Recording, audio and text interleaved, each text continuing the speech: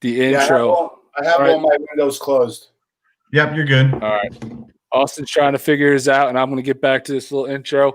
Like I was saying, Baggers and Brews, anything bikes and beer related. Sorry about that technical difficulties. Tonight we got on a special guest, John Bednarz from Fanatix. What's up, everyone? He's also a motorcycle rider and a YouTuber and a motovlogger from New Jersey. And we've been fortunate enough to ride with him a couple times, meet him. He's a great guy. So we've been trying to get him on here for a while. And finally, we've been able to get this worked out. And we have him on tonight. So we're gonna chat with him for a while. If you guys have any questions come up, while we're talking, go ahead and put them in the side chat and we'll get to them. But first, we'll just go ahead. We might have Austin back. Let's see. We got Austin back. See?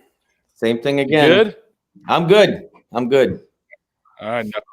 All right. So I did the intro. I was just about to go around the horn here and let everybody introduce themselves. Obviously, I'm Bert. I ride a 2016 Road Glide Special in Velocity Red. I like IPAs and long walks on the beach with George. Who's next? Go around there, George. Introduce yourself. I'm George. I ride a 2018 Road Glide, and lucky to be friends with these three knuckleheads and get to ride with John. John, I used to live in the same town and never met each other until I moved 100 miles away. So, so it's good to have him on. What's up, everybody? Austin here. I ride a 2013 Road King CVO. I also like beer. Who doesn't? And like all of them said, yeah, I'm just lucky to be friends with all these guys. And John here, excellent person. Got to meet him. Haven't been able to ride with him yet because my bike. You were there. You were there, though. Was there, but I've been able to ride with him. But it's a pleasure to have you on board, man. Thanks, guys. Thanks. I'm John, Fanatix, 2020 Road Glide Special, Silverback. I'm lucky to have met you guys. You guys are a fantastic bunch of guys, and we definitely got to get out and ride more. That's one thing I know. Absolutely. As soon as it gets better. Yep. Absolutely. So let's just start off. Why don't you just give us a little bit about yourself as far as background, not YouTube related, but just you're obviously a veteran. That's kind of how I found you online. I saw that you were a veteran. So why don't you give us a little history on that, what you did before you were YouTubing? Wow. After high school, I guess. So after high school, I actually went to aeronautical school to work on aircraft. Went to Teterboro School of Aeronautics and finished over there, and then went into the military. Did 4 years in the United States Air Force. Lived a couple places. Lived in Texas. Lived in California. And then I got stationed actually at McGuire, right by you guys, right? Close. Oh yeah, Right down the road. Right. So I was stationed there for the remainder, but we would fly out like I was never there. We'd fly out like I'd be gone for 3 weeks, be back for a couple days, be gone for 3 weeks. So what we did was we did air refueling, KC-10 air refueling. And we just, we take cargo, we take fighter jets over the pond into Europe, into Asia, into that part of the world. Did 2 tours. First Gulf War, Fujairah Air Force Base in Abu Dhabi, or actually I should say like a couple hours into the nomad's land, into the desert. Mm-hmm. But so then got out of there, worked for Continental Airlines for a couple years, and then opened up my business. What I do now is I'm a home builder, and we do new homes, we do additions, add levels, mostly add levels, big jobs like that. Austin wants one. So we do large projects and basically juggling between work, YouTube, family, So, you know, married, have 4 kids. So, you know, just been crazy busy. I'm sure like you guys. Yeah, definitely. So before we get into YouTube, COVID in there too. Yeah, COVID, right? We're not supposed to say that though on YouTube. Oh, so before we get to YouTube and how you got into that, we'd like to go over what everybody's drinking. We know John doesn't drink because his body's a temple. I am drinking Purple Monkey Dishwasher, an old favorite. That's mine. That's a chocolate peanut butter porter from Evil Genius. That's right. I'll drink through you guys. There you go. I haven't had this in a while, but I figured I'd pick it up for tonight since I hadn't had it in a while. So what are you drinking, Austin? I am drinking Aiden Sands. You'll shoot your eye out. This is actually really good. It's a red lager brewed with grapefruit peel. It's a 6.5. It's a little on the sour side, but I must admit, it's pretty good. It's pretty tasty. So you fell for George's bullcrap. I had to somehow, you know, fit into this box that George built. So I'm thinking outside the box, and in his honor, I went ahead and went the sour side. Tried nail. Try to nail that. It's sour on top of that. There you go. So that's you got, George. Good. I got some Beer Space from Tonewood Brewing, which is their Kolsch. Another local brewery. Tonewood's a local brewer we have here just over the river from Philly, and they make their name by aging a lot of their beer in these big oak drums. So pretty good stuff. Pretty good stuff. And we got a lot of people in the side chat. Blacktop Devil, great channel, great friends of ours as well. Bluegrass Riders, Sinister Clutch. Some of John's crew is here. Hector Santiago, Barber CVO, 83 Rider, Scouts, the military biker, and the Fourth Stooge, who you see ride with us. That's John. He's on the Blue Ultra when you see our videos. Salty and Sprinkles, the Badgers. Ton of people. Anonymous. I think I'm missing. PA biker, anonymous biker. Yeah. Full Throttle Hog is on there. Oh man, Full Throttle Hog, nice. Yeah, I have to get with him. He might be a future guest of ours, possibly. Oh, all right. Yeah. So, YouTube. How long have you been doing YouTube now? I think I opened up the channel. I think probably end of 2017. Didn't do much right away. Started doing Toyota Tundra pickup videos, and it was really good. I got a lot of views, a lot of subscribers from it. But then when we went on, me and Paul, when we went on that trip down to South Carolina, like the video just really ramped up really quick. It wasn't like the Tundra videos where it took like a year for them to kind of build up. Mm-hmm. It was like really big, and started to get a big following with that. Everybody like loved, I don't know, the ride video, I guess. And it's nothing like I do, you know, as far as the ride videos today. The ride videos today do them obviously better, I think, but you know, 360 camera and stuff like that. But people enjoyed it. And then when I could literally go on these rides and, you know, do something which I love and film it. I mean, it was just like a win-win. And then we really, then I had the sport bikes. It was like kind of see what works, you know, because you have to kind of figure out what works on YouTube, right? Nobody knows. Yeah. What does YouTube want to show, right? So it's basically they're going to show what makes them money. It's the bottom line, right? So I seen like the sport bike aspect. If you're not on a wheelie and if you're not doing smoke shows and really crazy stuff like, you know, Maxi or some of these other guys, you know, then you're not going to have you can't grow the channel. That's what I feel. That's my opinion. Whether that's true or not, I don't know. But it seems like if you're not doing something really reckless or crazy, your channels. But then again, you know what kind of followers are coming with that, right? Yeah. But I mean, that's the thing, you know. So what kind of content do you want to put out there? Obviously, you know, I have a business, I have a family. I'm not going to be trying wheelies and doing crazy stuff. Like I have to get back home, right? I got to go to work. Yep.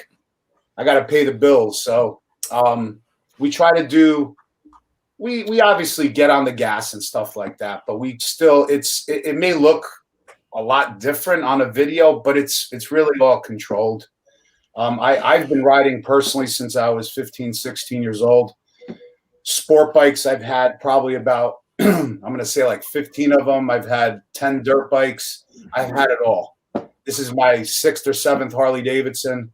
So, you know, I used to track the race bike, the Aprilia. So, I mean, I'm not the best rider, but I have enough experience to where I'm going to, you know, I know what I'm doing. I think I know my limit, and I don't take it past that limit, even though it may seem like that on a video sometimes, but I don't. And it's an interesting thing. It's people, you know, when they watch YouTube, they're like, oh, you know, you're crazy and this and that. They don't realize that was, you know, magic of editing. A 10-second clip that was like popped into the editing, or right. You know, the angle was really zoomed up so things seem faster than they are, and there's absolutely, or maybe the film speed itself, which I do sometimes even, was sped up. Absolutely. You know, so people don't right. We took heat from the back of the Dragon because they were like, you're over the line and you're this and you're that, but it was all editing. Right. You know, it's you zoom things up and it looks very different. Absolutely. And even you know, our good friend Mike Martin, you know, that fell behind us on that ride. Yeah. The comments, you know, they're just unfair and it's just silly, a lot of them. But again, 95 to 98% of the comments were great, supportive. But I just don't understand how somebody could comment when you weren't even there, dude. Like, a lot of the stuff was removed, edited out, the conversations we had, you know, so, you know, I didn't know which way it was going to go. I mean, I asked him, obviously, if I,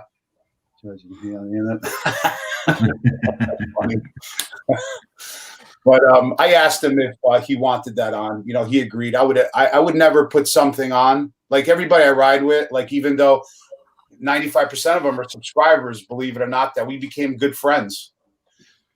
Yeah. But I would never put something on to embarrass somebody, or, you know, I asked if it was okay. Do you want me to put it on? He said, absolutely. I think the best thing that everybody got from that video was wear a full face helmet. Yeah, right. That took a little beating. Oh, the whole front. Yeah. Whole front. And after I seen that, I mean, and on the sport bikes, I wear full face. On the dirt bike, I wear, you know, not a full face, but, you know, I don't know exactly what it's called, but maybe you guys know.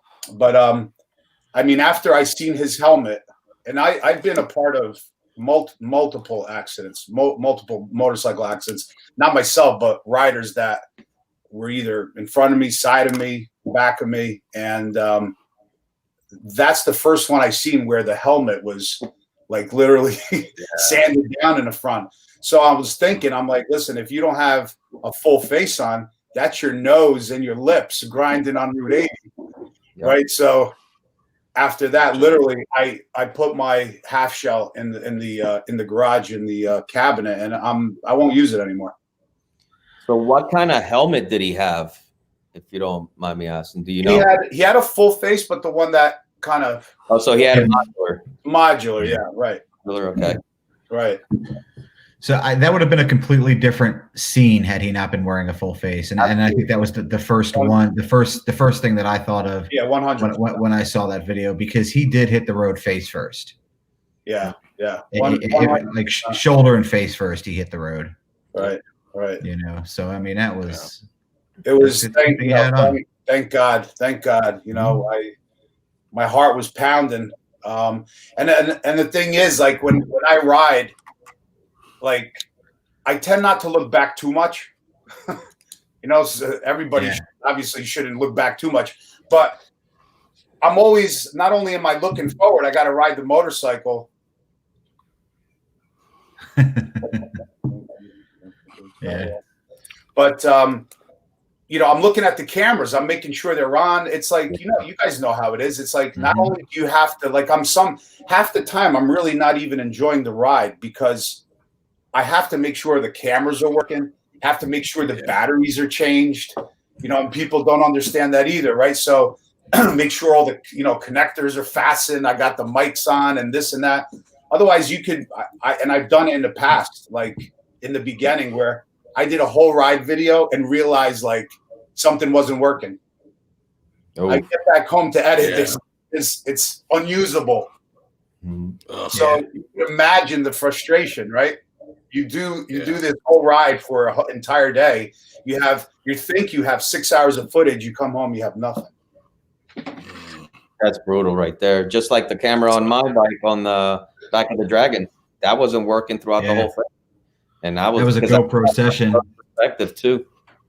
Yeah, I used to have an issue. I don't know why with the mic adapter that thing GoPro had. I have no idea why they ever made that.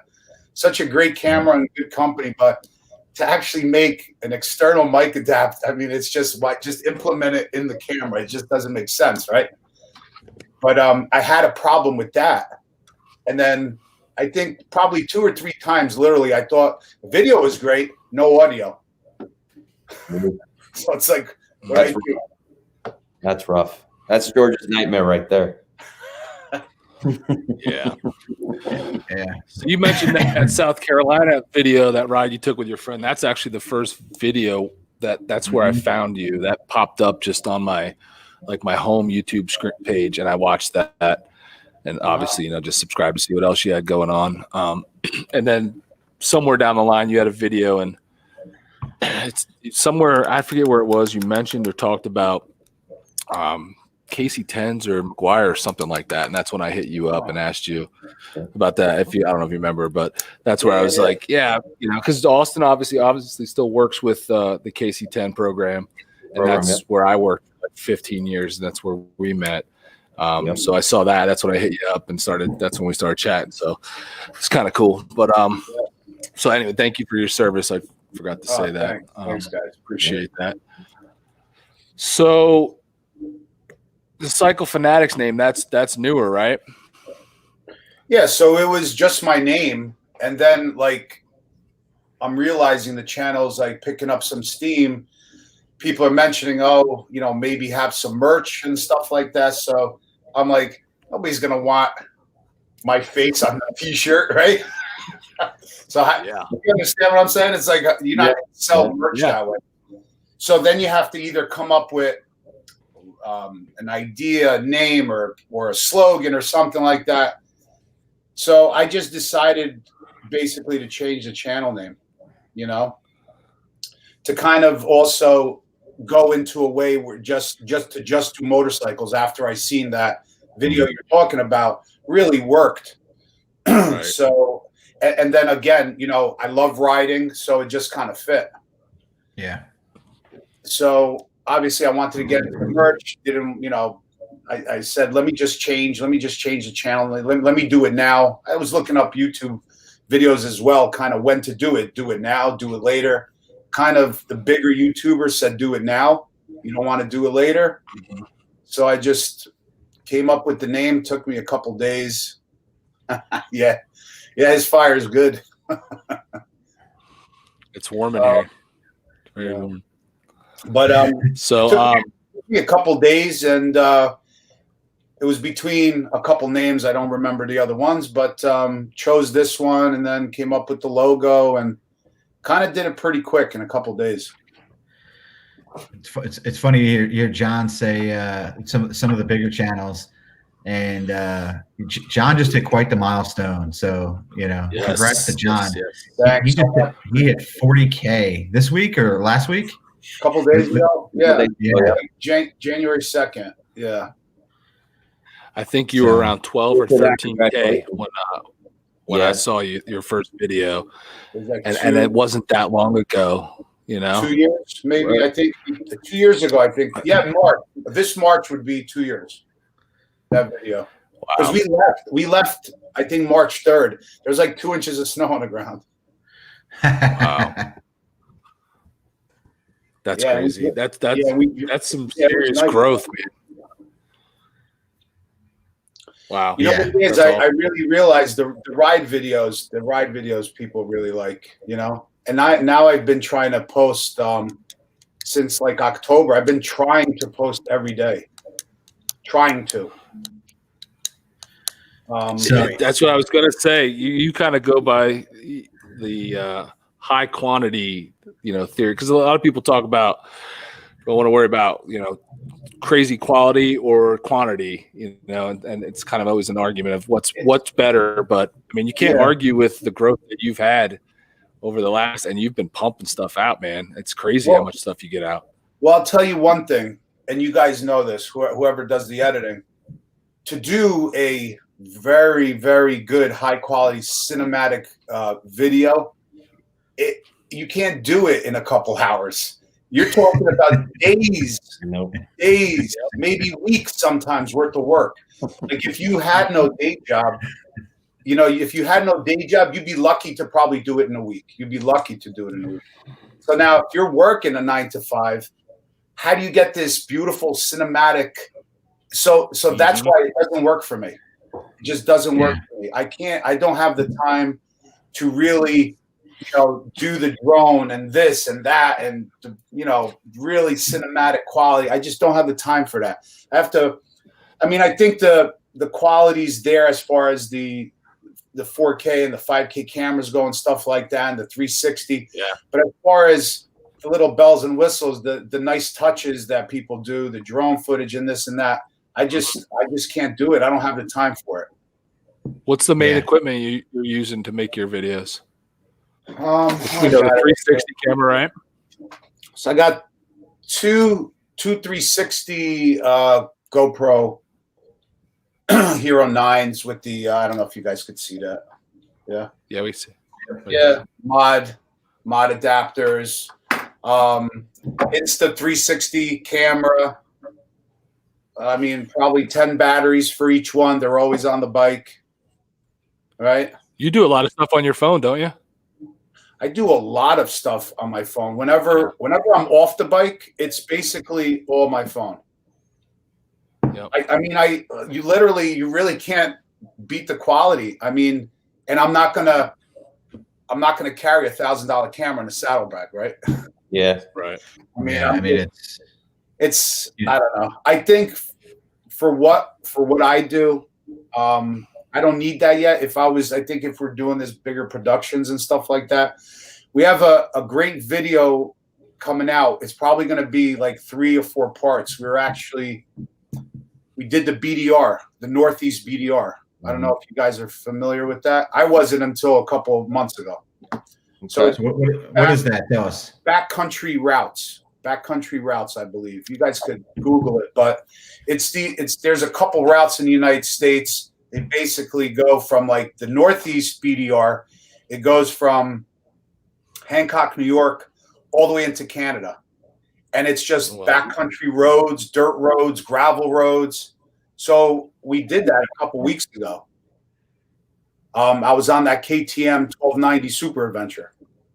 So I think, 8 of us. okay.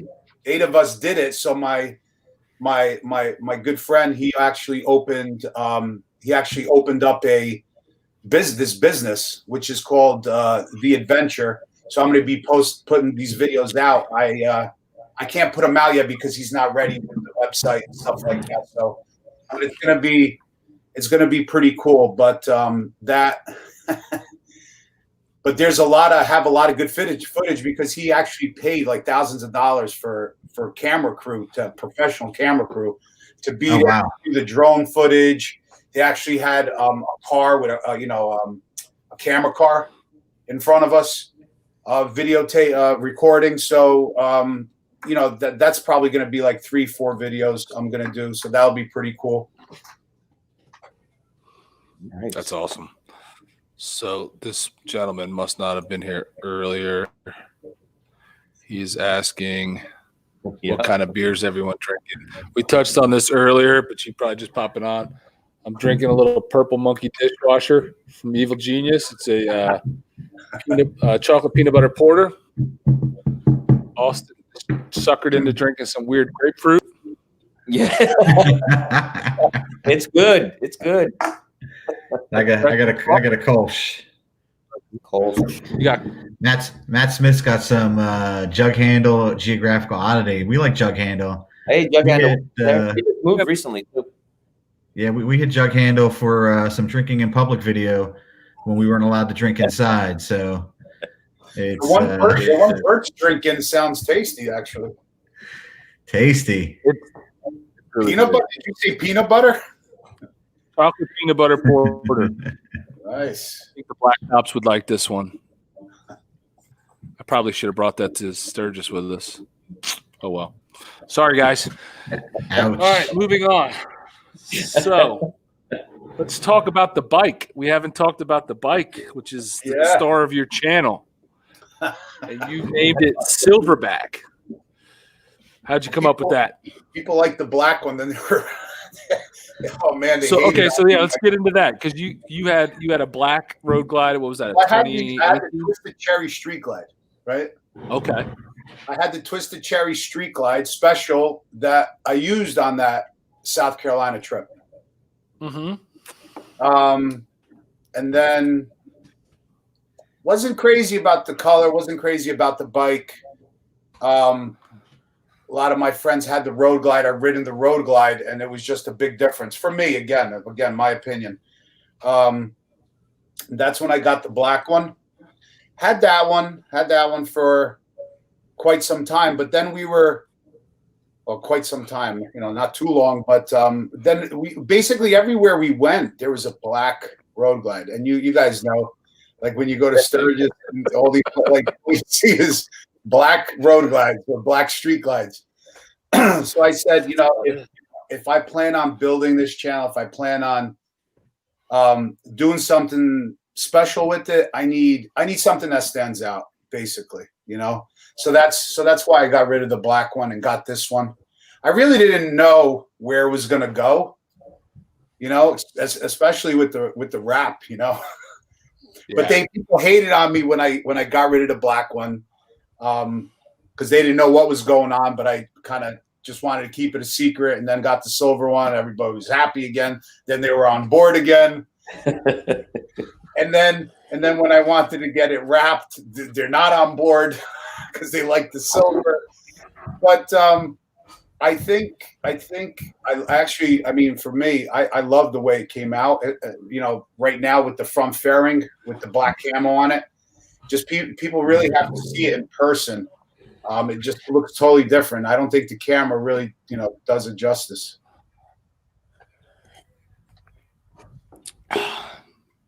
There she is. Oh, there you go. There you go. Oh, there it is. That's what the front fairing wrapped. So tell us about that wrap that you got and what made you pick that? Well, 3M, in one of my videos, there's like the place I use always clean and fair lawn. You have like a swatch sample, right? So there's so many different colors to choose from.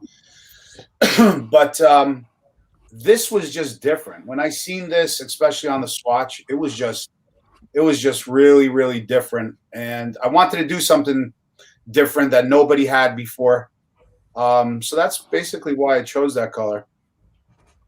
But after I did the fender, something was missing. And after I did the whole front fairing, I just think it made the bike. Now you put this up for a vote. Also, you had you put it up there, and you had a lot of people go tons of different colors because you actually had 5 to pick from, right? I think you put it up. It was like 5 or so. I don't remember. Maybe, yeah. Yeah, but was this one really one of the ones that people voted on, or was this something you wanted? Oh yeah, no. Oh, you mean to choose? To choose, yeah. Yeah, a lot of people like the Black Shadow camo. Yeah, that was my vote also. So. But certain people I'm not sure what they're referring to. Paisley curtains. I don't know. Whatever. I don't know what they're talking about. Yeah, I don't see anything out of that. But you really have to see it in person. I mean, it's I like it. I mean, I don't know. Yeah, we haven't seen it yet in person. Yeah. Yeah. It looks, So yeah, I definitely think it's better now that you did the fairing. That's my opinion. I think it ties it in better now. Right. Definitely. How was the wrap been holding up on the road? The what? How was the wrap been holding up on the road? Oh, has it gotten? No. They do a great job. I think it really matters who does the work. To be honest with you, if they install it correctly. He's telling me 5 or 6 years, no problem. Okay. Nice. You won't own a bike that long anyway. Have you owned a Harley for 5 years? No. Well, No. You know what? I mean, I have. I mean, I had it. What? I haven't had the bike long. I already have like 5,000 miles on it. All right. So you definitely ride. Yeah, I mean, and I ride all winter long. So I mean, even if I keep it for 4, you're looking at the mileage and the way we ride. Hector, what's up, buddy? But and also, like I said, listen, if I didn't have a channel, you keep the bike forever. But you always gotta, I'm trying to say, you always have to keep it fresh. So a lot of times, they'll say, subscribers will say, "Oh, why'd you get rid of this?" Why? Because I have a YouTube channel, so I got to keep it fresh. So how long will I have it? I don't know, but I will tell you guys. I did say in one of my videos, if I hit 100,000 subscribers, I will raffle this bike off. Oh wow! Wow, I'm in that raffle. Pretty awesome. Yeah. Well, you all Hang on. A pig raffle. Obviously. Because I've seen that bike pass me on the road. So just so everybody knows what they're raffling for. You could go to Patreon and pay like $20 and maybe get a entry or something. And a lot of people do that. A lot of Blockhead, a lot of these big guys, they do that. Yeah, they'll go. They'll have 3. I think Blockhead Moto has like 3 or 4 on his channel at once. And basically, you go to Patreon, right? You enter a subscription, whether it's $20, $30, $40, $50 a month, and each dollar, I believe, is an entry into winning the motorcycles, and that's how they generate revenue as well. Yeah. But so why don't you walk us through the performance mods that you did to this beast? Holy cow! Yeah. or at least the important ones. Well, I have to, before I say anything, I have to say, like, huge thanks to Mary over at Legend Suspension, Andrew over at Factory 47, Suicide Choppers. Can't leave anybody out here. Insta 360. Let me think. So all these companies, they sent me their products, and they don't pay me to advertise for them, but they're great products. I wouldn't say they're great products if they weren't. They're all high quality products. They're great products, and basically 90% of the components I have, the engine work is all taken care of by these companies. They send me these products. JD Cycle, that's, how could I forget? Dave over at JD Cycles takes care of me big time, and I keep him busy as well. All the videos. I mean, he gets phone calls from all over the country. Like he's swamped. Nice. Awesome. He doesn't know what to do with the work, but he does great work out there. But yeah, as far as performance engine wise, it's a 114. It's a 114 with SNS 475 cam, Screaming Eagle, high flow air intake, Chromeworks 2x2, 4.5-inch full exhaust. And then Dave over at JD Cycle Works, he does a custom dyno tune on the dyno. Uses a TTS module for the tune. Okay. So the engine's at I think it's at 119 horse and about 132 torque. Ooh, monster. Monster. And I must admit, listening to this bike the way it is with the cams and that exhaust combination, beast. This bike is a beast. It rumbles and you can hear it down the road. It's massive. Awesome. Yeah, it's loud. That's another good reason for the full face helmet. I can hear the radio. with the Cena. Yeah. you literally can't hear the radio on with the wind and the loud exhaust. You can't hear the radio. So now the next mod is a louder stereo. Yeah, right? Now that I'm wearing the full face, it's fantastic because I got the Cena, the radio, the Bluetooth now in the helmet, so it's crystal clear. That's another good thing. And also, talk to people, obviously, keep, in communication. So there's a lot of good points about the full face. And don't get me wrong, like the half shell, it's great too, because you feel free, right? The wind, the air, the noise, the smells. I mean, how could you not love that? The sound of the bike. Right. The guy in front of you is exhaust. I know that may sound crazy, but that's all part of it. That's all part of it. The exhaust, the sound, the rumble. And with the half shell, like you're more in tune with that. As soon as you put that full face on, it feels like there's like a disconnect. Yeah, absolutely. I think so. Now, George, I think you said you're leaning towards using a full face more. Yeah, I really, I look at the smirk on his face. But I used to coming back from Sturgis for a good stretch, and I really liked it up on the highway. I mean, I felt a lot less beat up. It was nice. The only thing I didn't like about it was I couldn't drink out of the cup holder. I wasn't used to it. I'm sitting there and I'm looking at my Contigo and I'm like, damn. Can't drink out of that cup holder. So I got to devise a straw situation. Yeah, that's what I need. I need a straw. Yeah. Or the backpack with the what is it called? The Camelback. Oh, that Camelback. Yeah, right in. Not a bad idea. Hey, John, we just had one of your favorite subscribers come in, Shasi. Oh, yeah. From York, PA. Yeah, great guy. Awesome guy. And a rider, man. He rode from York all the way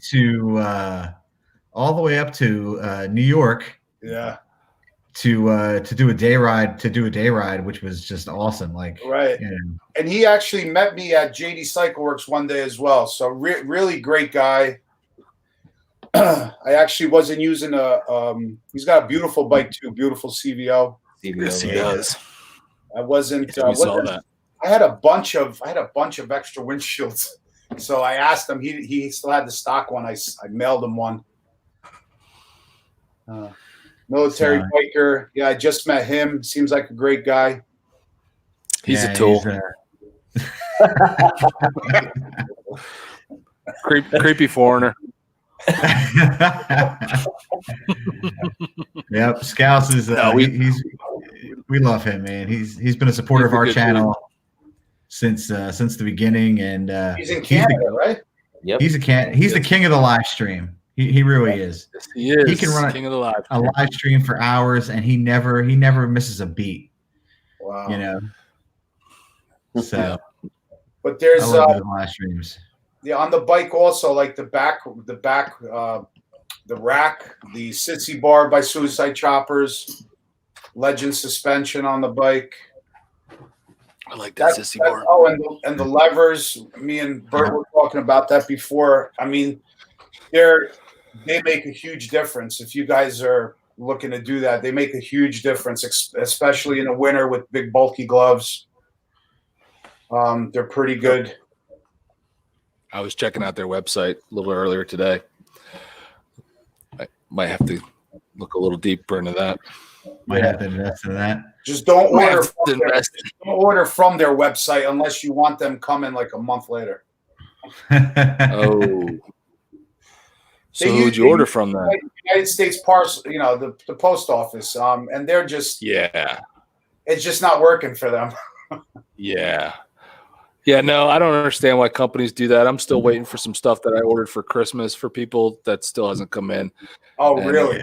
It's been, according to the company I ordered it from, it shipped 16 or 17 days ago. Still waiting. And it's only coming from Georgia.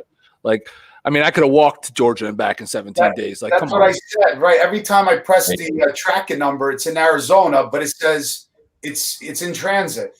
I said that was 4 weeks ago. I said I could have rolled my 10 speed faster from Arizona to New Jersey. I said it's impossible, but it did arrive. So I don't know how they actually, by tortoise, I have no idea how they brought that package over to me. Yeah. I was checking my tracking number. My tracking number had no info for first week that I had the tracking number. Then all of a sudden it popped up and it said it was going to deliver. It should deliver on the 5th. I sat around here waiting for it on the 5th. Never came. Then went back to check the tracking number, and that was off of there. And now there's still like no EDD for it. It's just blank now. So who knows? They probably lost it or stole it or kept it or whatever. Get your refund, man. So we have a question from PA Biker 65. John, does your wife like to ride with you? Oh, she used to ride, but she doesn't anymore. Even if she liked to ride, I don't like to ride with somebody on the back. Ooh. Okay. No, that's not bad. It's just to tell you the truth, it's for a very good reason. It's for safety because, like I said, we have 4 kids, and if I, God forbid, go down, I don't want to take anybody down with me. And so that's the main reason. And then the second reason would be is I want to ride how I ride, and I don't want nobody on the back. At least you're honest. You know, she has her motorcycle license and stuff. Yeah, that's really the reason. You know, the passenger pegs are off the bike. That's all. They're blocked out. And Anthony Della Pasqua says, do the levers come in chrome? Yes, I saw that. Hold on. I don't think so, but I think like black, red. They might, but I don't think so. I think they come in black, red, chrome, blue, maybe. All right. Actually, hang on a second. Where do I have this? Oh, right here. I made my wife take the rider course so she'd stop making her helmet. There they go. They are in black, red, and purple, huh? Blue, I think. It may look different. I don't know. Let me see. No, it might be blue. It's blue, but it's like a different. It's nice. It's really nice. But they make like the pegs, right? The board. Okay. Oh man, those give me freaking nightmares from when I was a kid and took one to the chin on the bike. Those bear trap pegs. Woo! I have a scar on my ankle from one of those. I had to get stitches. Yeah. Oh yeah. So I won't be putting those on the bike. That's crazy. Yeah, if you ridden dirt bike, you'll know. Oh yeah. Yeah. Yep. But I mean, it's a high quality. It's a nice lever. I like it definitely better than the Harley lever. Like I said, it just It looks good. It looks really good. Better. It's closer. You know. And it's not just mod being able to think adjust about it doing like that. I'm sorry. Right. It's not a mod people think about doing on their bike, like levers. You know what I mean? It's not something the typical rider. Everybody's like exhaust or stage one, the seat, bars. You know, a lot of people don't change out levers.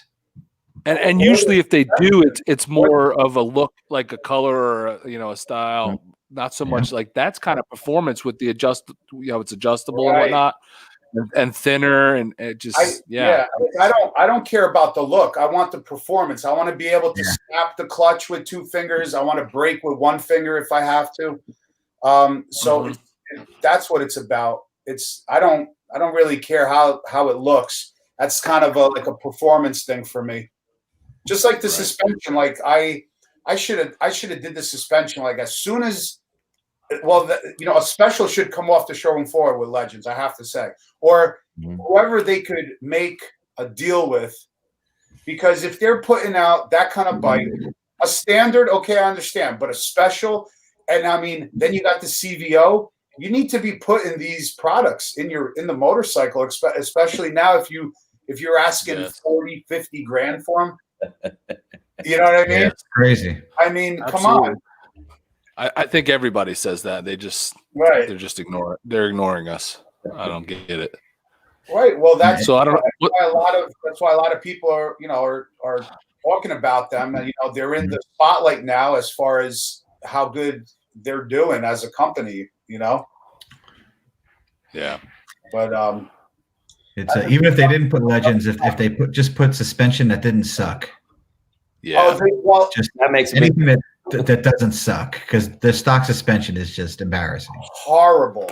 Absolutely. And that's the Legend in the front, or whatever brand. I mean, I went with Legend. Legend is absolutely fantastic product, but as soon as you put the fronts in, it's like, wow, this is a totally different bike. You put the back in, you definitely feel it, but the front is 90% of it. The front. Yeah. Because on handling, on braking, before I hit what is it? I just want to comment on Salty and Sprinkles that our wives have something in common, because my wife rides her own and she is also a boss. So I just wanted to comment on that. But just saying. I'm sorry. Go ahead. Yeah, like when you hit the brake on the stock suspension, like how can you make a motorcycle, especially that heavy? You hit the brake and it just boom, boom, boom. Just from braking, you're bottoming out. And then when Dave took it all apart, I realized why, because there's literally nothing in there. Yeah. There's a steel sleeve with this spring that looks like I could have made in the back garage. You know what I mean? At home. Slinky. Right. And then when you open the box out of, the Legend suspension, you have the full cartridge. It's actually a substantial piece of equipment that you're putting inside. And then once they put it back together and adjust it and everything, put the oils in, different fluids, it is just night and day. And now when you hit the brake hard, the bottom only maybe 1 or 2 inches. It's wow, that's unbelievable. Nice. It's unbelievable. We were in Iowa, which, mind you, I think is probably the one state that has worse roads than Jersey. Really? And we hit this transition from like a road to a bridge in Iowa, and I have never hit a bump where the entire bike bottomed out that hard. Wow. And it was like, and John was like, no, I didn't bottom out. And he has Legends, full, front and rear. Right. But I think Bert bottomed. Did you bottom your front suspension out on that bump? Oh, yeah. It was. Let me tell you, it was bad. And Iowa's roads were just terrible. Did I bottom out? I flew off the seat. Oh, he come off the seat. 2 feet. Yeah, that's scary. I was Supermaning it the whole way. I was like, what? That was bad. See, with me, because I'm tall, it just felt like literally somebody was cracking my back. Oh, that's a good feeling. No, I mean like in a bad way, cracking my back. In a bad way? No, that's not good. When you bottom out on the stock suspension, but now it's not like that. This is why, John, this is why you have to get the military bikers live stream, because you never know what's going to come out of his mouth. There you go. It's definitely not PG-13 with this dude. And I can't get off of it. Our live stream with him got dinged for moderate monetization. Yeah, Steve, you owe us money, pal. It's your potty mouth.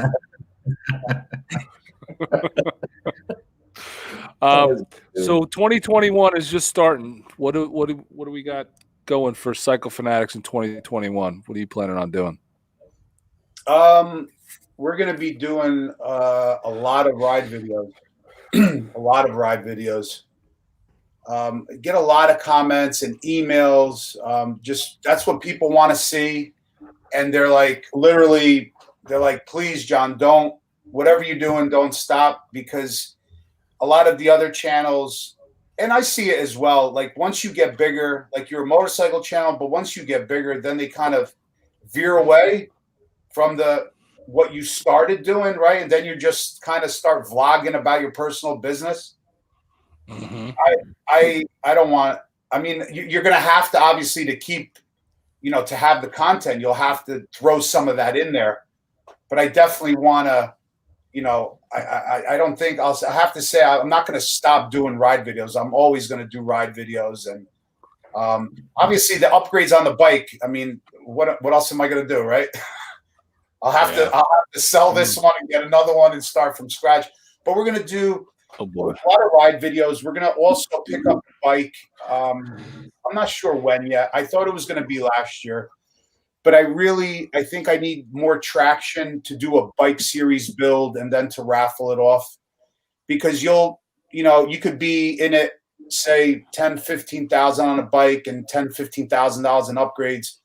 Say you're in it for 30 grand, you have to make sure, and like I said, that's how they do it on Patreon, you have to make sure that you at least generate the money at least to cover the bike cost, right?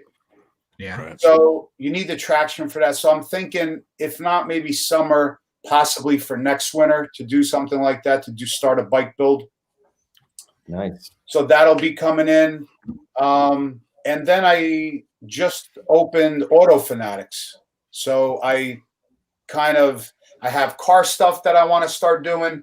So I'm going to be putting that. I was going to put car stuff on this channel. I'm like, no, that's just not going to work. So I opened up another channel. I'm going to be putting all the auto stuff on the auto channel. But as far as the Cycle Fanatics goes, we're going to be doing a lot of ride videos, Not sure when yet. Obviously, we're in the Northeast and the weather sucks. Yeah, salty. So, but we're gonna be riding. I mean, I was just on the bike yesterday for like an hour or two, testing out the levers. Stopped by Holy Shift, Sandy. So he's like right down the road from me. So it's beautiful. I mean, even though it was 40 degrees, there's not a cloud in the sky. There's nothing wrong with taking a short ride. I really don't understand why people put their bikes away. I mean, I'm sorry. I just don't get why you're going to put it up, and winterize it and put a cover on and not look at it for 5-6 months. Unless you're in somewhere in Nova Scotia, Antarctica, where it's probably snowing like every other day, or maybe like, in up New York State where it snows all the time, where you get the lake effect snow. Other than that, I mean, like today was a beautiful day. Sure was. It was nice George today. and Austin, are you guys listening to this, George, Austin? Yes. I'm like it down no matter what. So are you soaking this in? I really think that people they shy away from riding in the winter because obviously it's cold. That's the main reason. Because when it's 30 degrees out, let me tell you, and you're on the highway for an hour, that wind will cut right through you, right into your bones, and you'll literally be crying for mommy.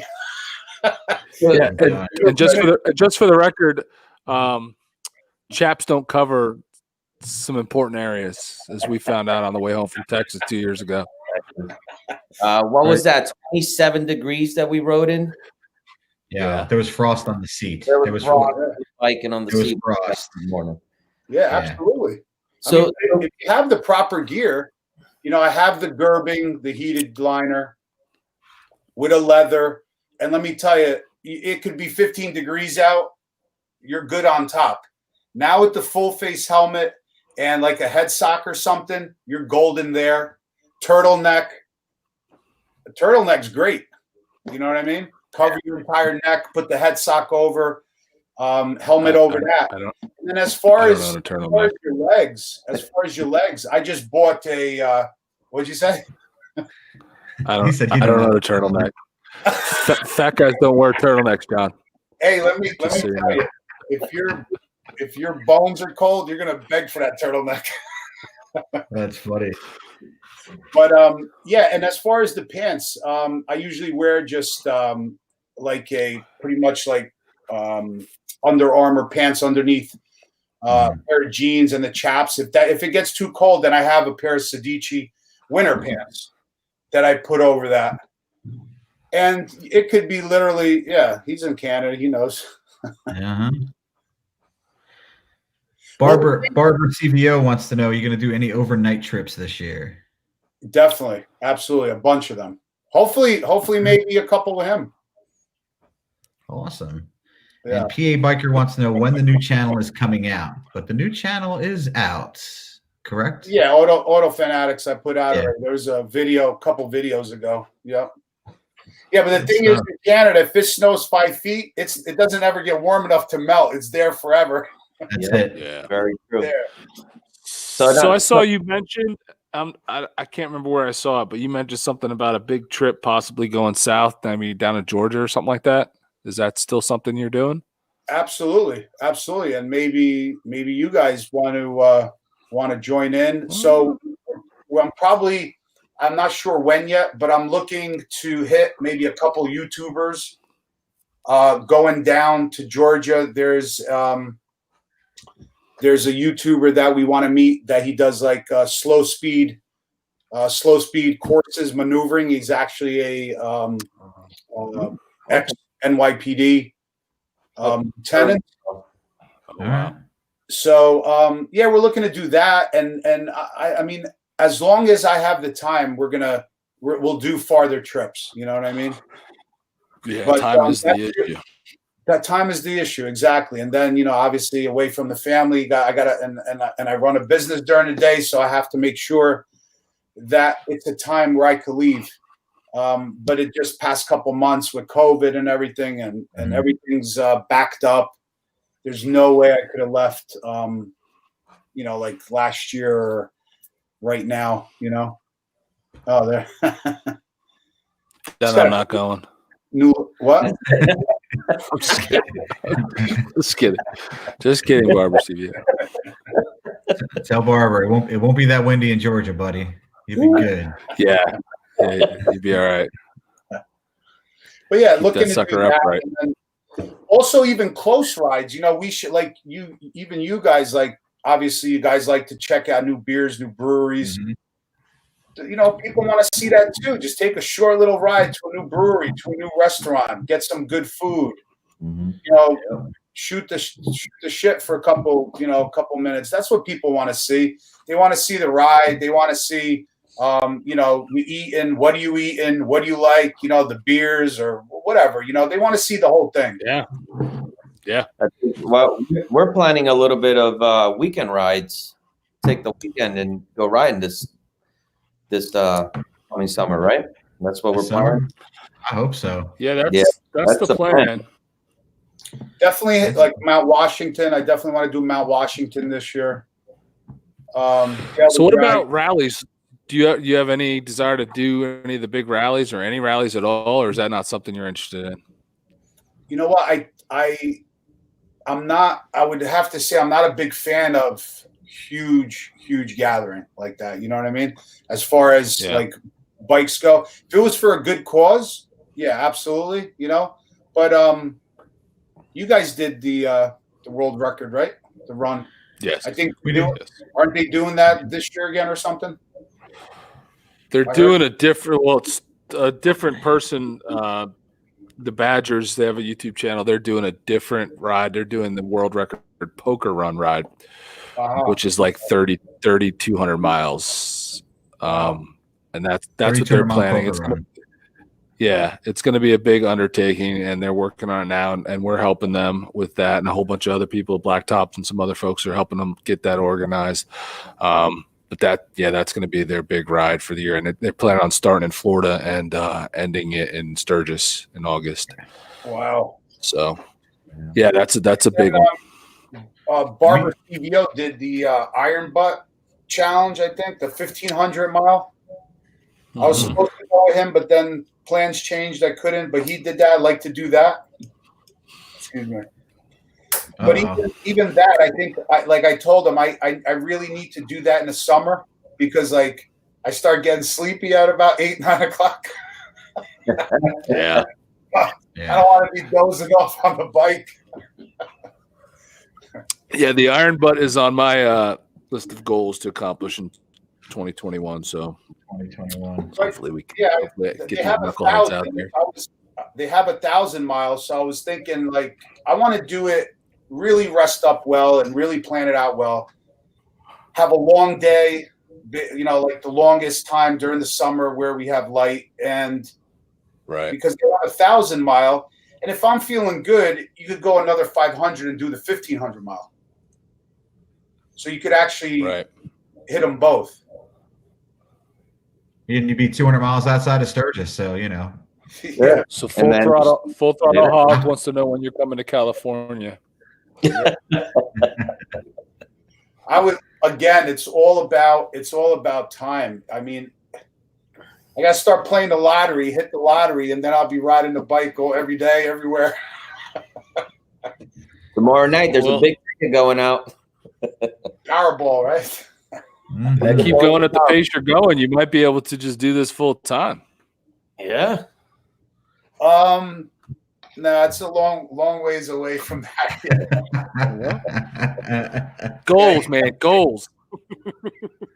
Yeah, actually, I mean, you know what it is. It's you got to have definitely the multiple revenue streams, you know, coming in, because YouTube, believe it or not, it's not going to be the highest revenue stream you have.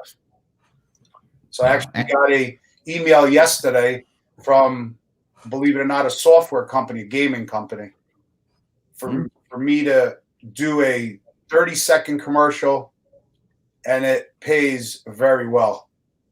So I'm in the process of that. But having said that, that's kind of, if once you see the bigger YouTubers, that's what's making them the money. The bulk of the money is the sponsorships and the paid advertisements that companies pay you to do, not what YouTube is showing. You're like, if you see Adam Sandoval, right? He's running the commercials, a 30 or 50-second commercial, you know, on a lot of his videos. Well, they pay very well, like in the thousands. So that's kind of the main revenue stream. YouTube, you need Amazon affiliate or any other company affiliate. You need merchandise, Patreon. So if it's just YouTube, you'll never be able to, you can't survive unless you literally have like hundreds of thousands of views every other couple days.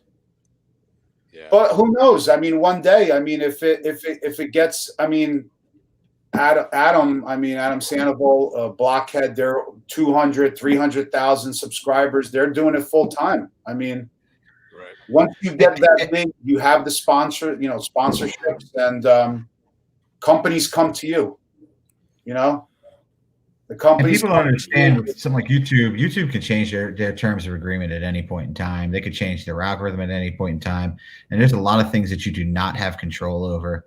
I mean, everybody pushes for the, you know, let's get, you know, that 1,000 subs get monetized, but it's not necessarily what it's cracked up to be or what people think it might be. You know what I mean? Yeah, of course. Absolutely. Yeah. And the thing is too, the niche we're in, it doesn't pay high as far as CPM goes. If I was doing real estate or banking or investment or finance videos, then literally I'd be making 4 times as much money as I'm making now.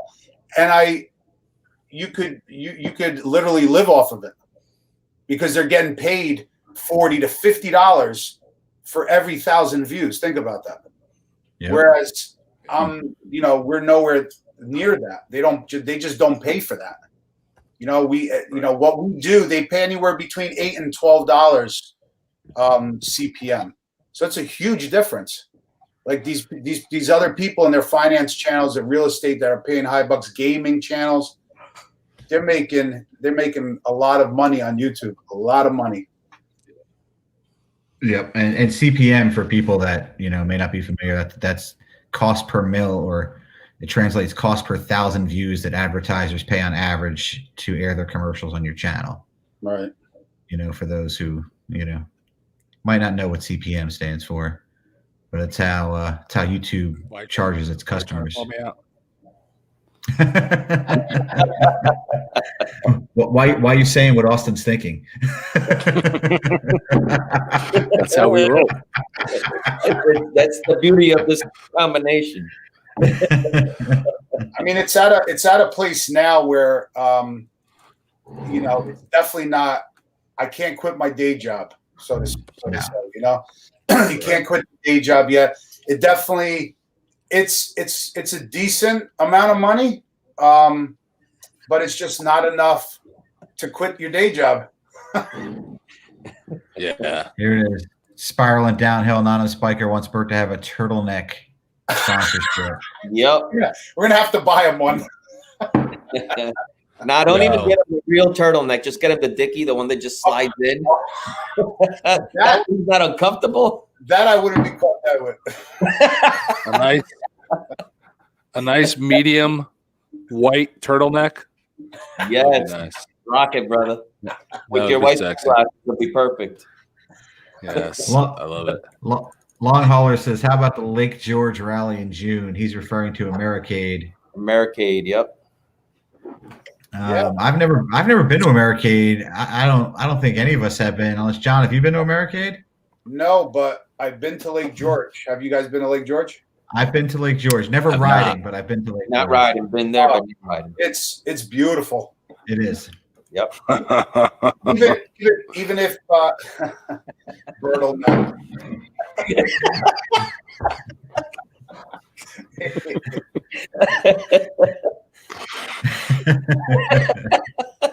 Oh, there you go.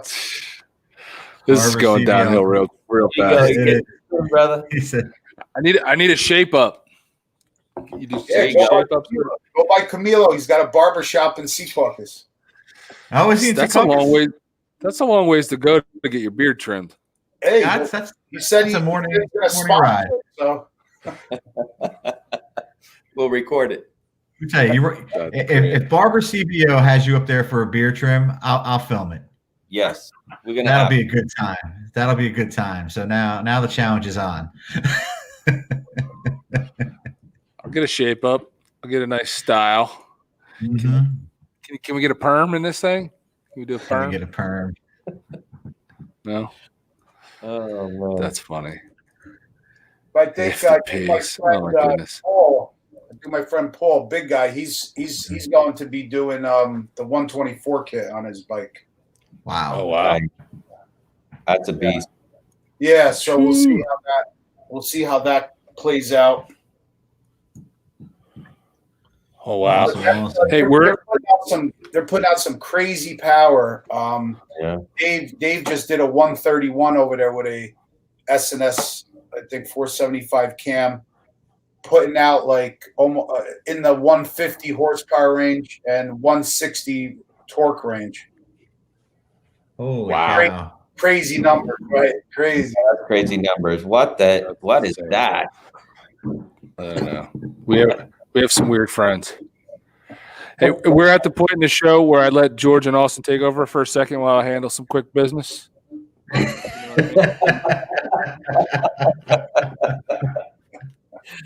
Oh man!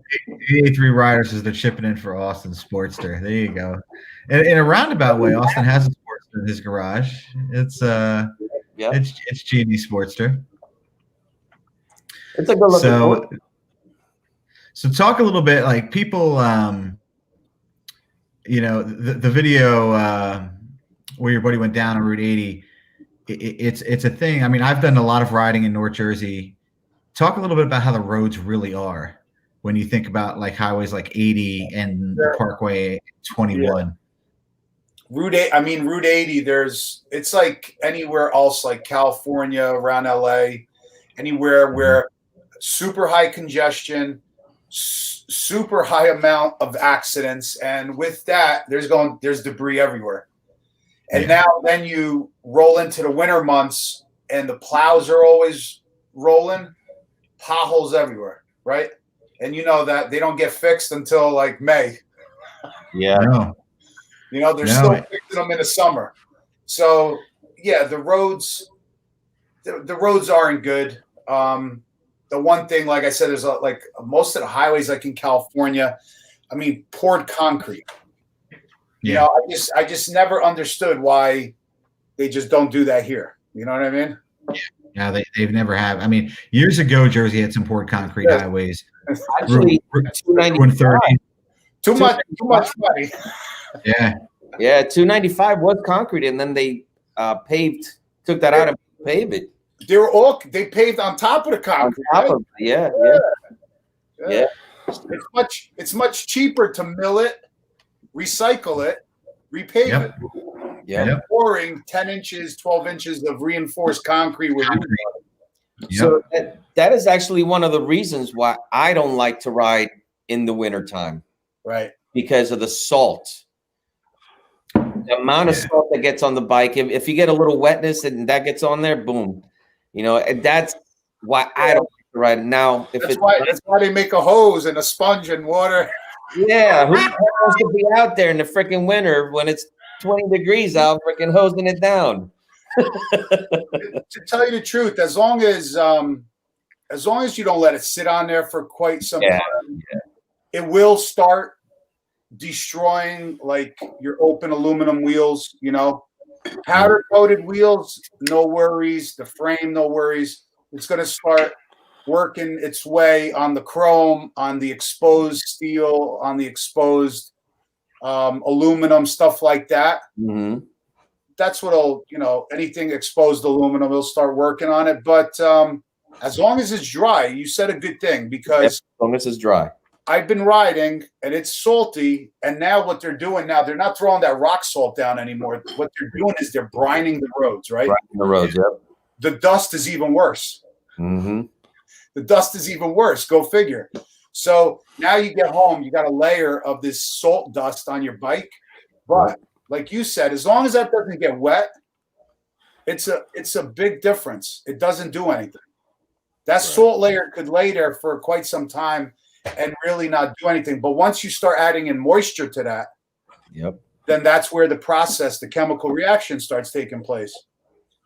But I mean, listen, I can't stop riding, especially with the YouTube channel. There's no way I could stop for 5 months. You know? Yeah. No, it's plus I like to ride in the cold. I don't mind it. So yeah. So in North Jersey, it's an interesting place because as bad as like those roads are, in a half hour, you can totally change your scenery. Yep. You know, you can be in mountains. I mean, we took that ride up Stormtrooper Highway, which is an amazing road. Yeah, that's beautiful up there.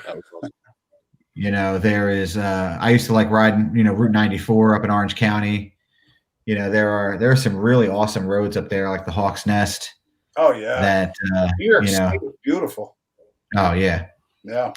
So it's like you had to get on that highway to get there, but once you were out of there, it was some really nice riding.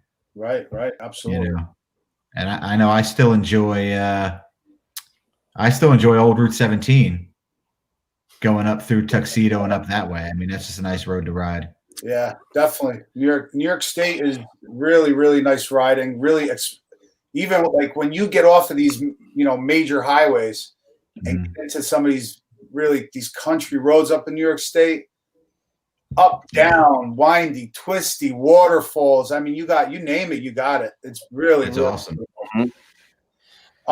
Even along the Delaware, like Hawk's Nest, if you take 94 and just keep going north past Hancock and just follow the Delaware, it is one of the most beautiful rides. Also, when we went to New Hope, PA, along the Delaware. Yep, 32. Yeah. Beautiful. I mean, gorgeous. Yeah, it's like they're everywhere. You just have to have the time to find out. But it's one thing great is getting lost, actually, because that's how you find these roads, right? Yep. Unless you just know of them or know people that know of them. But other than that, it's a great way to find new roads. Just forget about the GPS, forget about anything, just go ride. And then just GPS your way back home. Right. Absolutely. Yeah, we did as a group, we went up through Hawks Nest, I guess about 2 years ago. And on the PA side, we found some really cool roads. Yeah. Just over the Delaware on the PA side, there were some really cool roads that we found. Right. So it's nice. I've been up to Hancock in a long time, but there are nice roads up at Hancock too. When we did, like I said, that BDR, so we were on both sides of the Delaware. It was they actually have road all the way, basically where New York and Pennsylvania meet, all the way north. Unbelievable roads. Yeah. And the scenery, you really think like you're somewhere else, like far further from home than you actually are. Yeah. And there are parts of New Jersey like that, like going to New Hope and you're riding through all those cornfields. Right. You know, it's like who thought that part of Jersey was, that many cornfields, Yeah, I wouldn't mind going up to upstate New York where I went to high school at, Rome, New York. The roads through there, they're like Utica area, Ithaca. Oh my God, that's snow belt. Right now it is. But up there, summertime. It snows like 4 feet every other day over there. Yeah, the lake effect snow is horrible up there. 4 years of it, this sucked. But that up there is something I would like to experience on the bike. Yeah. Anthony says Dingman's Ferry, PA. Dingman's Ferry. John, have you been over the Dingman's Ferry Bridge? Yeah, absolutely. But the boards are like not nailed down. Yeah. And there's a guy collecting the cash toll. That bridge, if you haven't been over that bridge on a bike, that's hilarious. The more north you go past Hawks Nest and the bridges, there are a lot of them like that. A bunch of them. I'd like to get the Piney Princess on that bridge. Oh yeah, Dingman's Ferry Bridge. Woo. Yeah, she would love that. That can't be no worse than the gravel road in Sturgis, right? That road was easy. That was pretty fun until we lost Tail of the Dragon. See, that's one place I definitely have to go. Tail of the Dragon. Haven't been there, Yeah. Definitely have to do that this year. Tail of the Dragon. There's a lot of places. There's a lot of places I got to get to. What's the factor? George, what's the Motovlog meetup that they're having down there in Virginia near the back of the Dragon? They're having I forget who's put me on the spot. Put me on a spot. I forget who's running that, but it's in Virginia, right by Bluefield. Is it by Bluefield, Virginia? Yeah. Right where we. And I'm assuming they're going to ride the back of the Dragon. Yeah, so it's back of the Dragon. John is a Virginia. Very cool road. Virginia Motor Meetup 21. Somebody just posted. Sinister Clutch. There you go. Taswell. That's not hard. You can get to that in a day. So that's not like you need a ton of time off of work to get to. That's a long weekend. Take a Friday off. Yeah, that's a day. Get down there Friday. You have Saturday to do the meetup with the other motovloggers, and then cruise back on Sunday. Well, you guys let me know. When is that? I'll have to find out. Sinister. Post when the Virginia Motorcycle Meetup is. Tazewell. So Tazewell is where we were at. Is where we stayed. Yeah. We made it down to today. Yep. I mean, we made it down, and we stopped at a lot of Harley dealers and stuff. So we could have got down there a lot quicker than we did. I believe or 4. Yep, June 11th to the 13th, they're doing it. Okay. Yep. That's not bad. Ken Korsnitz. So I mean that's heading over. Nice. Well, listen, maybe we could do something like that together. Definitely, we're gonna keep in touch and yeah, absolutely. Get a couple rides going. But something like that would be cool to meet other motovloggers. Yes. Yeah. Absolutely. We're definitely down. Always with a that. good time. Always a good time. We met so many good motovloggers down in Texas, for that world record ride, man. That really just kind of changed our channel. Just meeting those guys. I have a good question. Austin, is your bike on the road? My bike is not on the road, and it's going to be a little bit of time before it gets on the road. Gotcha. So we'll see, but major engine issues for sure. Yeah. You getting it built up, or? Oh, if I'm going to do it, I might as well build it up. So yeah, it's going to be a big bore kit of some sort. We'll disclose that at a later time. Nice. John, Hector says, don't forget about your minions when you go on your road trip, you know?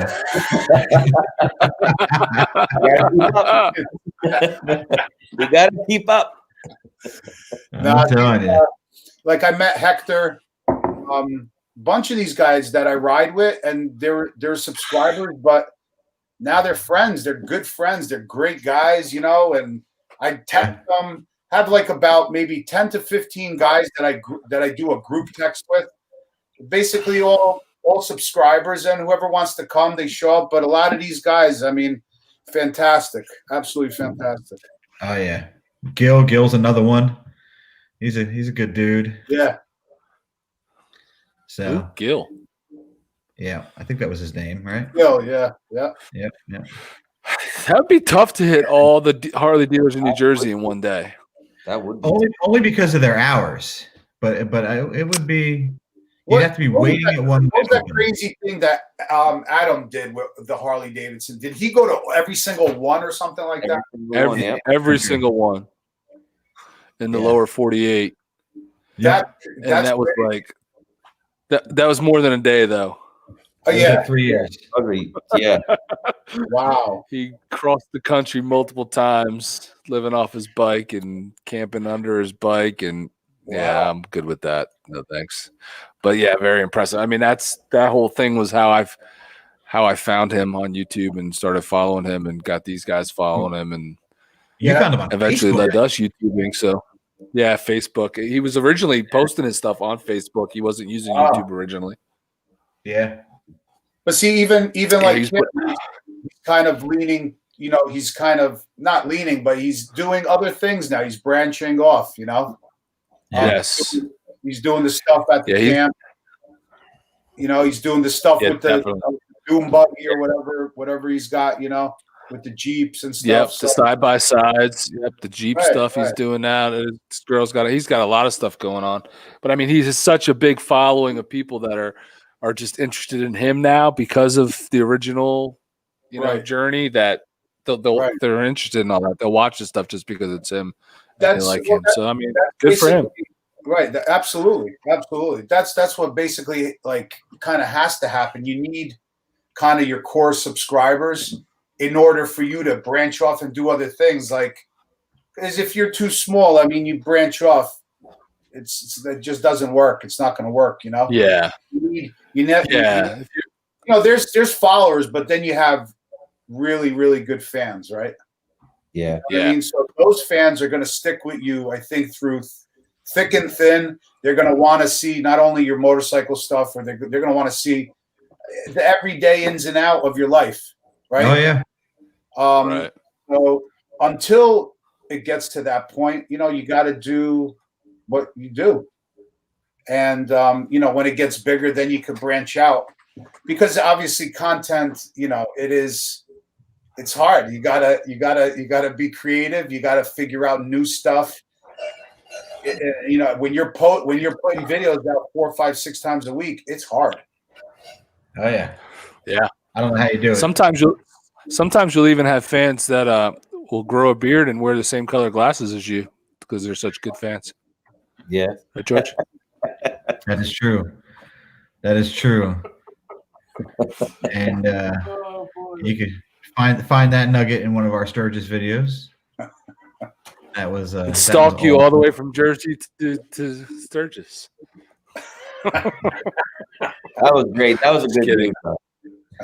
Nah, he's a good guy. guy. He actually, this guy, we met down in Paris, Texas, when we did the world record run in 2019, and then we ran into him in Sturgis last year at Crazy Horse, right? And we talked to him there. We hung out. We got some pictures with him there. He hung out with us for a little while.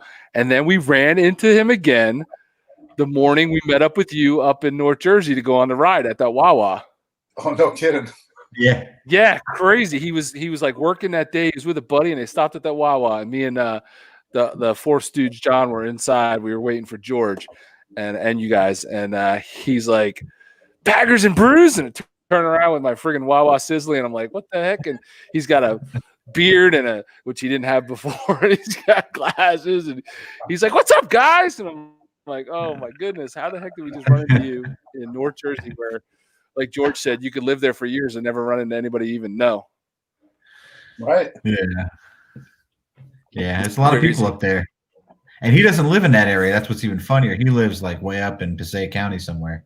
So the odds of running into him down there were just hilarious. It's getting so overpopulated here. Yeah, it is. Words. That's why the county, it's trickling down. Yeah, the county that I live in, Bergen, the one good thing we have is that blue law. So Sundays, all the stores are closed. The malls are closed, which is great because at least you can enjoy your Sunday, right? You want to take a nice ride or whatever, a little less, people on the roads, which is great. But then you go over one county, Passaic County, and it's same BS. Same thing. Yep. So yeah, people don't live in Bergen County. They don't understand. They're like, blue laws, what's that? And right, that was the greatest thing ever. But like before I moved, I felt like the Sunday the roads were getting more and more crowded than they used to be. Say 10 years ago. Some of those roads were just building, buildings on top of buildings, knocking, taking parks down, putting up, 500 units. It's happening everywhere, Why do they call it a blue law? Good question.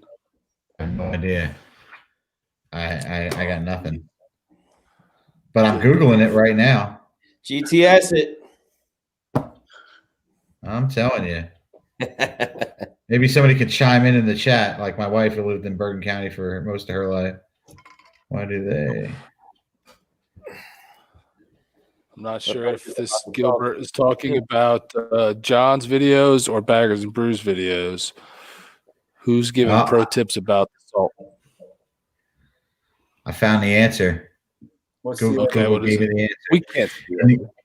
In the United States, blue laws, so-called due to the blue paper on which Puritan leaders printed their Sunday trade restrictions, date back to the 18th century. So there you go. It's a Puritan law. Wow. Oddly enough, still in effect in Bergen County. Yeah, they're talking about taking it away, but it just never panned out. It was on the ballot at least twice when I lived up there. It never gets. Nobody's ever going to vote to take that out. Right. Because I think it has to go on the ballot. I mean, there's just it doesn't even matter. I mean, there's so many malls anywhere around this area. I mean, you go to New York State, you have Woodbury Commons. I mean, you got Willowbrook Mall. You got it all. So I can't believe people still go to the mall. Is there any malls anymore? Wow. Forever. Yeah. Wow. Well, yeah. The recent Sturgis video was cool. Thank you, Gilbert. Appreciate that, Gilbert. That's all George is doing. Listen, if nobody's been to Sturgis, man, that was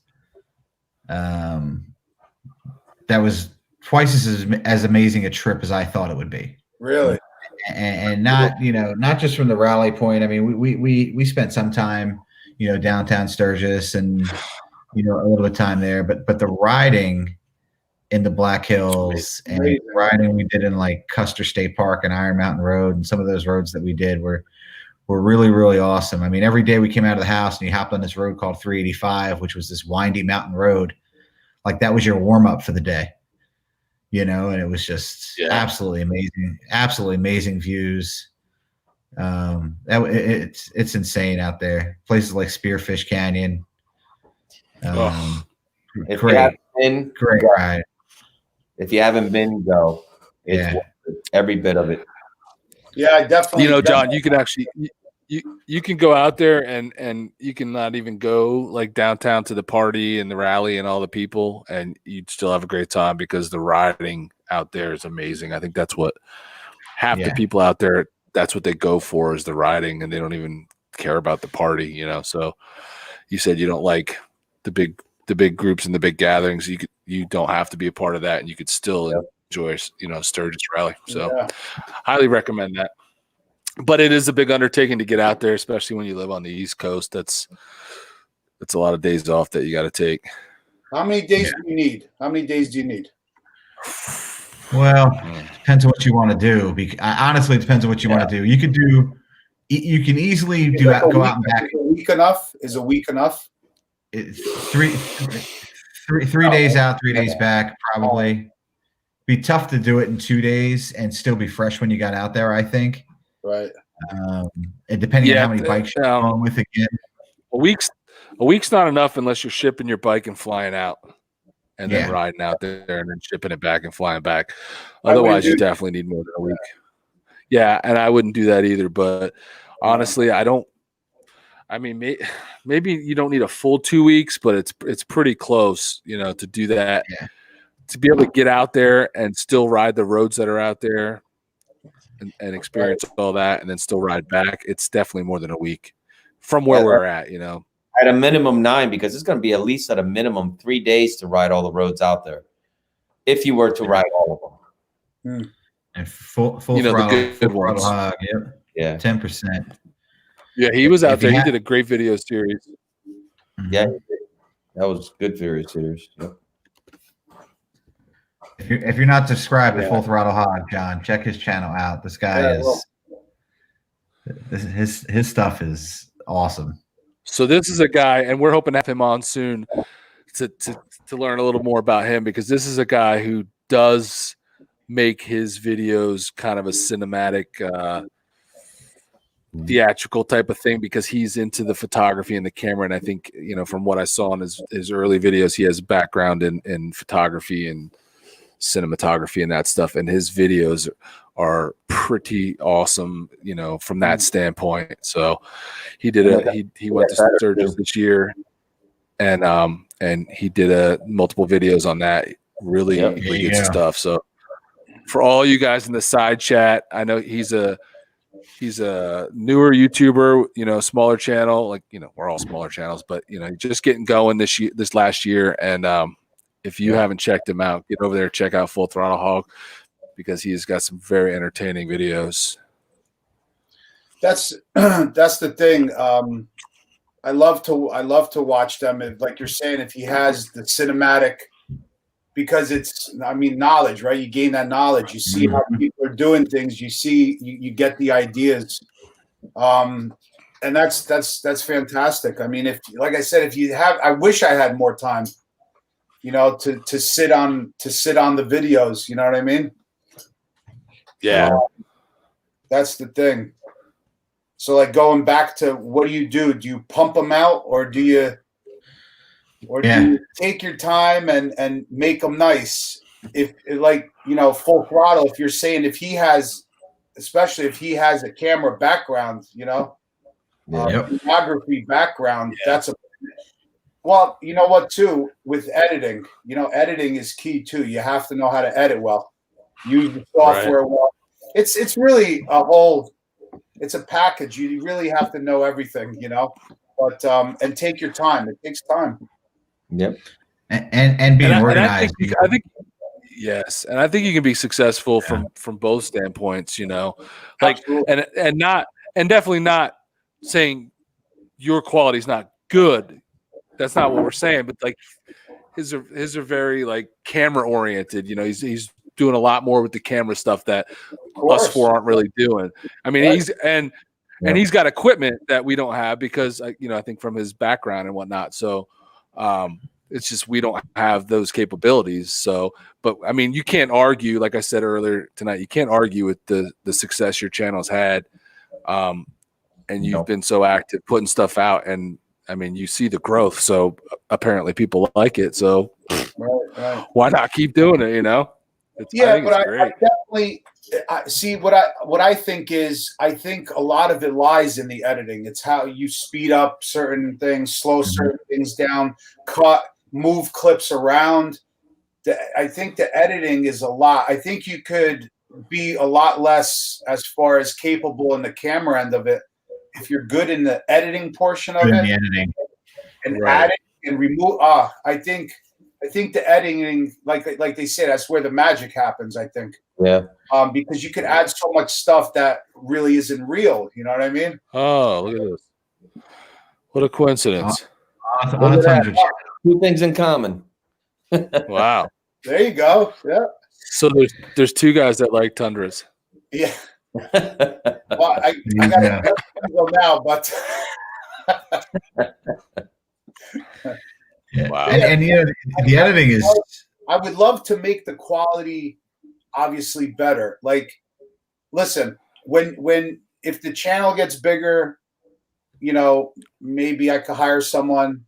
You know, I mean, that's what the bigger channels do. I mean, they got to hire people, right? You know, I'm sure they have a whole editing crew, a camera crew. Adam's not editing his own stuff anymore, believe you me. There's no time, you know. Yeah. And then responding to the comments and, you know, responding to emails. And it's a lot of work. You know, people think it's just like a bunch of fun and games. And it's not that. It's a job. It's a commitment. And it's actually more than that, because you're always on the damn phone. You know? So you're laying in bed, you're on the YouTube, or you're on the Instagram. You're here, you know, you're on the toilet, you're on the Instagram, you're on the YouTube. I mean, every part of my day, literally, like the phone's up and I have to check. I'm checking. So it's. Yep. I can't imagine the comments you get with 40,000 subscribers. I mean, we have what, 2,200, a little over 2,200, and like sometimes we don't even get to respond to every comment. So I can only imagine what 40,000 subscribers looks like. You can. That's why, like, I tried to, like, beginning of last year, and you get overwhelmed. I can't. And you know, that's why people have to understand, like, I had a couple nasty comments probably, I think, last week, like, you know, oh, I used to wish your channel lots of luck, but I see you only you know, respond to the comments that you want to respond to, and that's just not the case.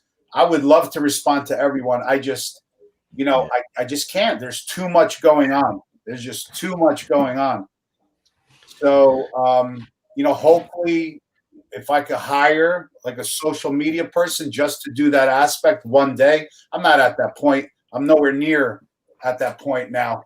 But good to have plans. I'm sorry? Good to have plans. Hey, listen, you got to think big.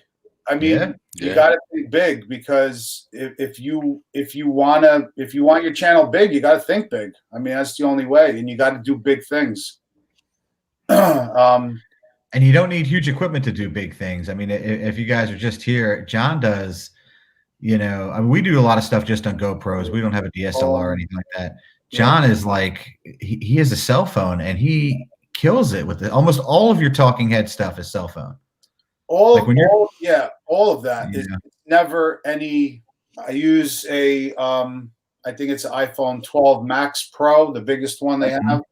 I mean, this like costs like a damn computer, right? But it's expensive. So, it's great quality.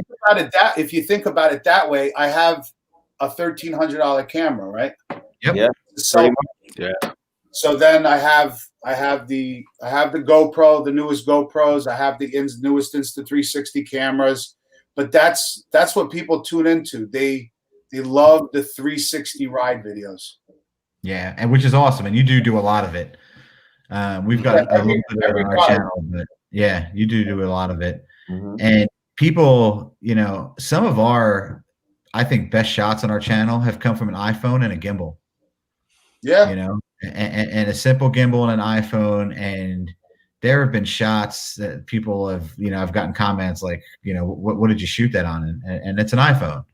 Yeah. You know, it just happens to be with a gimbal, and it's crazy stable. The picture quality is amazing. It's 4K. Right. You know, it's awesome.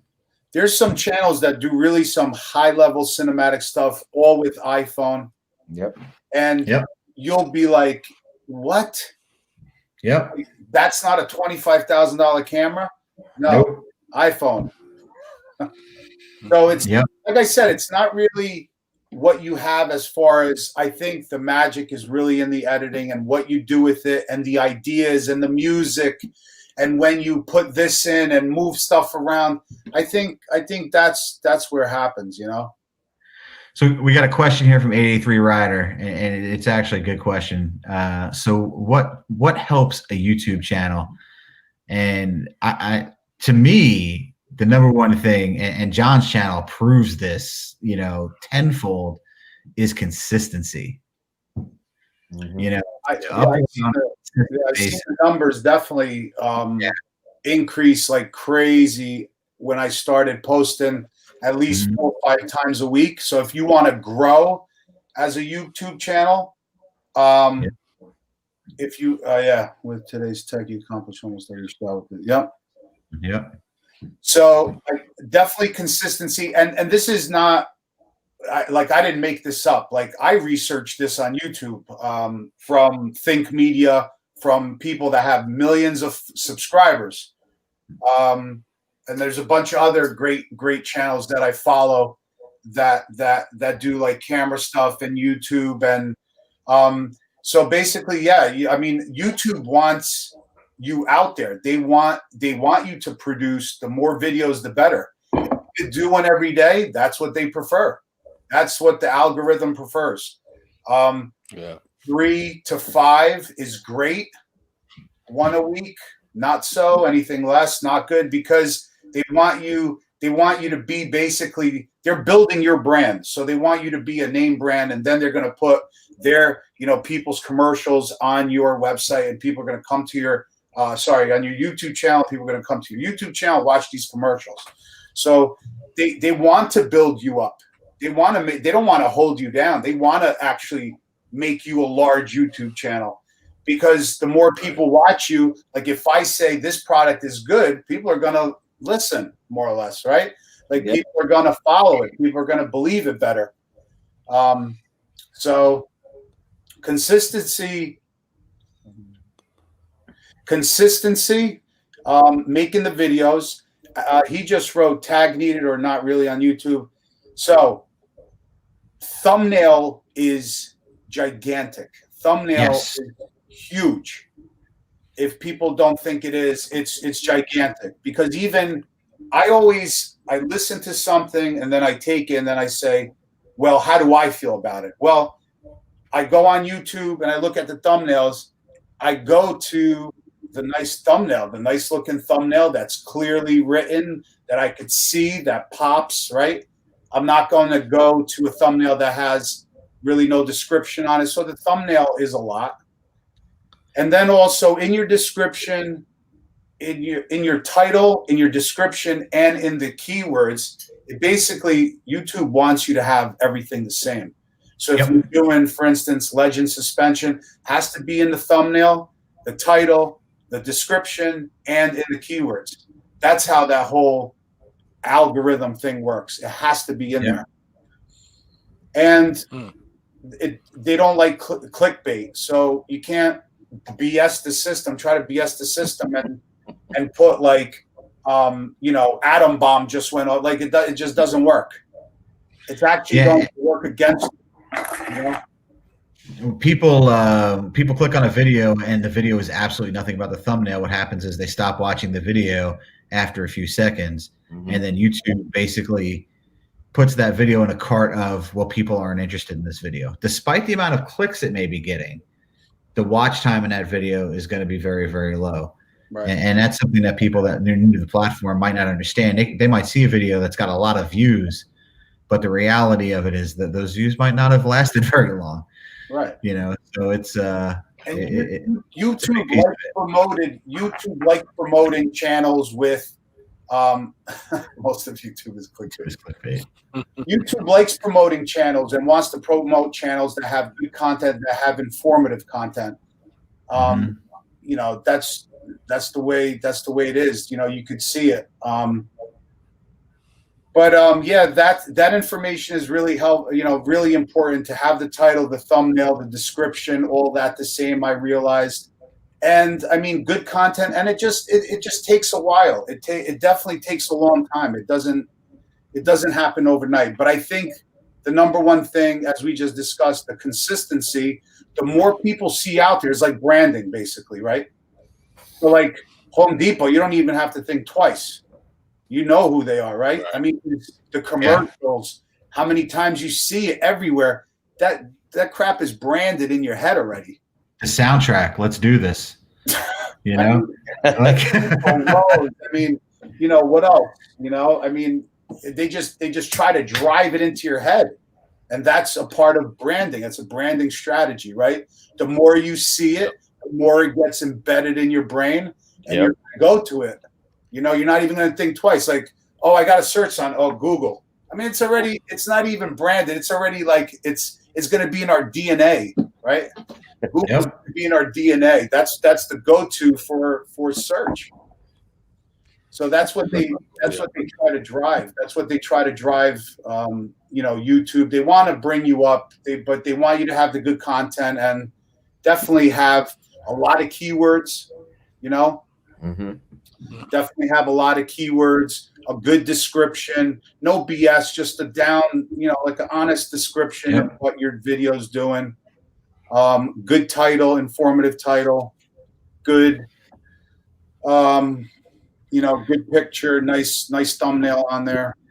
And the content, you know, it's funny when we first, you know, we went on that first ride, and you were like, I'm putting out a video every day. And the first thing that came to mind, I was like, this guy's out of his mind. But, you know, the next thing I thought of is, you know, one of the biggest YouTubers on the platform got his name by daily vlogging. And that's Casey Neistat. Oh, and Casey is like basically the inventor of the daily vlog. Yeah. And that's how he just exploded. Like every day he got up, he recorded a video and he edited it, and people were like, "What's Casey up to today?" He did it every day for a year. Yeah, for a year, he did it every day for a year. Yeah, and I literally what about his content interests me? He doesn't do motorcycle stuff. I mean, what does he really do that interests me? Really nothing. But what does interest me? No, really. I mean, what does he do? That's true. Nothing. Right? But what does interest me is his editing, his videography is bar none. It's beautiful. It's beautiful how he edits the video. Like literally, he could be doing nothing. He could be in his studio and he could make that shit look good. and he did a video, oddly enough, about like how to vlog. And this guy got a pair of Ray-Bans, spray painted them silver, scraped the silver paint off the lenses because he found it difficult for him to focus on looking at the camera. And that's how he corrected it. So he wears sunglasses in 90% of his vlogs. Yeah, really. I mean, it's just, at the end of the day, it's genius. But I used to, I'm still subscribed to him. I started watching him when he had like 2-3 million, and I think he's got like 13 million now. Like that, yeah. Beast. I mean, he puts out a video literally in a couple hours. He's got 1 million views. Yeah. So run those numbers. I mean, that's like a couple grand. If he did that every day, that's a couple grand every day. Every day. More than a couple grand, yeah. Oh yeah. Wow. 1 million views. You're looking at probably between $3,000 to $4,000. You know, so. Think about doing that every day. What kind of cha-ching? Yeah, it's a lot of, you know, and so now if you go into some of these gaming channels, like a lot of these gaming channels, these guys are making $20-30 million a year. I'm not kidding. $20-30 million a year. They're making huge money. But they're posting every day, playing a video game. But as soon as they post that video, they have 1, 2, 3, 4 million views on every single video. It's crazy, crazy. Huge channel. Yeah, absolutely. Austin, you need to learn how to play video games. You know what? Last time I tried, they stole my PS4, so I'm done with video games. You got to play video games, and we're going to start recording that stuff. when we were kids, you know, my mom always get off that game. You know what I'm saying? Especially, you know, back in the day, they didn't want you to play a video game. They thought it was gonna rot your brain or something. You know what I mean? Yep. But you know, only if they could see it now. These kids, these young kids, making millions of dollars playing these video games. It's great. I mean, it's unbelievable. It's unreal. Wow. Well, guys, we are closing in on 2 hours. It's been awesome. I think we're probably going to wrap it up here. Thank you so much, John, for coming on, man. This has been awesome. It's been great. You guys great talk. You guys are the best, man. Thank you so much. We got to get a ride going, brothers. We are definitely going to get some rides in. Everybody can definitely look forward to some collaboration videos in the near future because we're definitely going to do some more riding with John. Yeah. So thank you guys all on the side chat for tuning in. Any last thoughts around the horn? Anybody got anything they want to final rounds before we close it out? No, just thank John for taking the time coming on. I think is this your first live stream in the Motovlog community? It is. I think it might be. So awesome. Wow, we are awesome. You guys broke me. Good stuff. I look forward to riding with you because my bike is going to be done, and I'm going to be riding by your side instead of riding the Jeep. I can't wait, brother. You heard it here. Get it built fast. I don't know. Gotta go fast. All right, guys. Peace. Happy New Year to you guys. Thank you so much. Absolutely. All right. Everybody on the side, we will Stay on, see you John. guys in February with the next live stream. So check that out. Good night. All right. Good night.